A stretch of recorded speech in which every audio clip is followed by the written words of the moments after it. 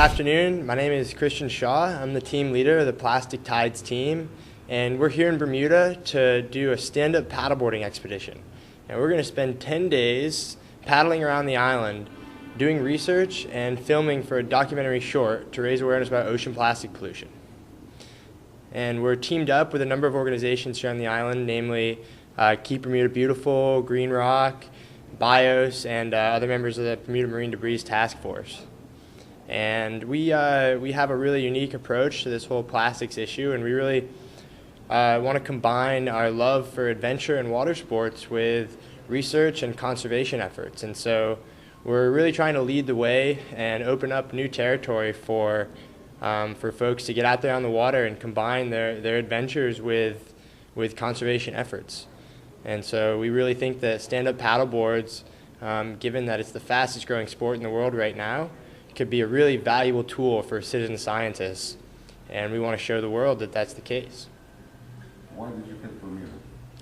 So there's a few different reasons that we chose Bermuda. Firstly, it's actually located within the North Atlantic trash gyre in the Sargasso Sea, and so it's one of the only land masses, if not the only land mass, actually located within one of these oceanic gyres. And a gyre is basically circulating currents that create a massive whirlpool, and so marine plastics get trapped and concentrated in that area. And so unfortunately Bermuda takes the brunt of a lot of trash that didn't originate here. And so we're going to be documenting coastal plastic pollution and doing research. So we're going to be sampling for marine microplastics through an organization called Adventures and Scientists for Conservation. So we're going to be taking water samples for them that are going to be examined under a microscope.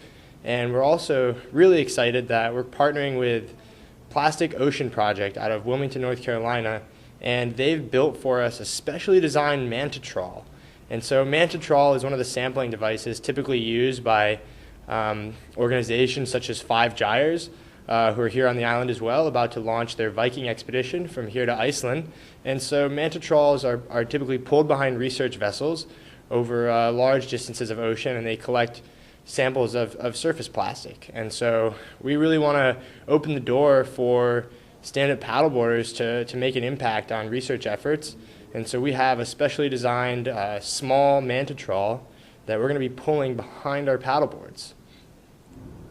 As you say, the sport of stand-up paddleboarding is growing. What would you like to see introduced or encouraged within that sport as it grows? So one of the phenomenal things about stand-up paddleboarding is it's incredibly accessible. Anybody from a little 2-3-year-old all the way up to a 90-year-old grandmother can jump on a stand-up paddleboard and have a good time, depending on the conditions. So you've got, like I said, little kids, grandmas out there having a good time on flat water, and then you've got Laird Hamilton dropping into 50-foot waves at Jaws, and the full spectrum. And so, as the sport progresses, I really would just like to see a lot more people tune into that and recognize that, it's a way for them to get out there on the water and enjoy water sports, and they don't have to be, gung-ho, super adventurous, courageous type of person who's out there in big waves, but they can just hop on a board and get some exercise, enjoy nature, and have a good time.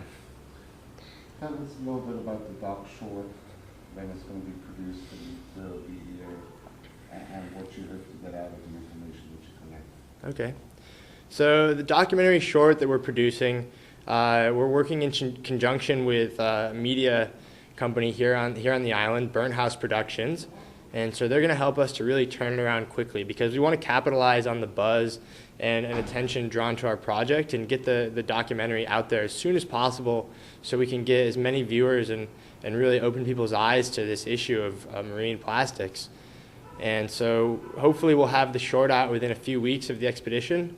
And one thing that's really unique about our project is we plan to release the documentary free to the public. So, we really just want to get viewers to see what's going on and see a different, unique approach to this issue. And so, we're hoping that our young team out there, adventuring and, creating a compelling story is going to draw in folks that wouldn't typically be tuned into these issues. How does a grassroots project like this get funded?